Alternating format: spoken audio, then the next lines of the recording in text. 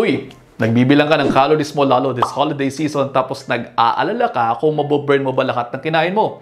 Ayan tanong, paano nga ba nakakapag-burn ng calories ang katawan natin at gaano karaming calories ang naboburn natin? Interesado kayo? Hindi kayo? Pag-usapan natin yan. Calories, kilocalories, kilojoules. Nakakalito ba? Huwag masyadong malito. Andito naman ako ay papaliwanag ko yung mga yan sa inyo.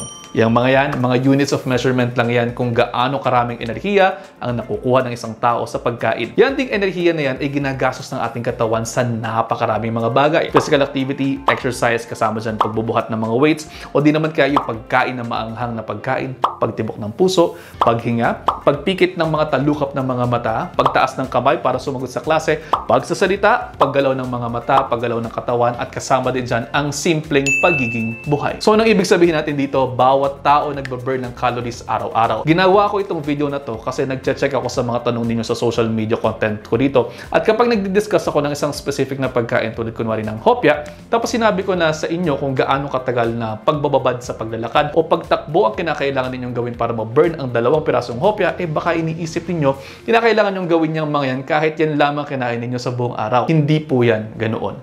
Hindi yan ganoon. Let me explain. Kung ang isang tao ay nagre-require ng 1,500 calories, ang computation na yan ay nakabase sa kanyang physical activity, pati na rin sa kanyang resting metabolic rate. Ibig sabihin, yung 1,500 calories na yan ay requirement niya para siya ay mabuhay sa isang araw. Kasama dyan sa bilang na yan ay ang bilang ng calories na naboburn na sa paggawa ng kanyang current physical activity level. Kunwari, sedentary siya, lagi nakaupo, ganyan. Kasama yun sa computation. Ganon din yung kanyang paghinga, pagmulat at pagpikit ng mga mata, pagtibok ng puso, pag-ibig. Basta lahat na nangyayari sa katawan niya, sa buhay niya, kapag tama ang computation, yan ang pangangailangang energy in the unit of calories na kinakailangan para ma-maintain yung life. Ngayon, ang tanong ay bakit pa sinasabi na ganito katagal mag-exercise para ma-burn ang 2 piraso ng hopya o iba pang pagkain? Yan ay kapag kakain kayo ng sobra sa inyo o sobra sa requirement ninyo.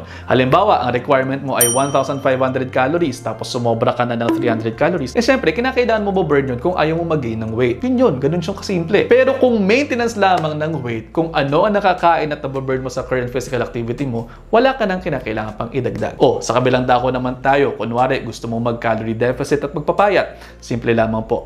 Kung ang requirement mo ay around 2,000 calories, bawasan mo lang ang intake mo ng 500 calories sa isang araw, okay na yan. Pwede bumaba ang inyong mga timbang in the long run kapag kaganyan, or pwede ka rin magdagdag ng ehersisyo para tumaas ang need mo pero bababa ang inyong caloric intake.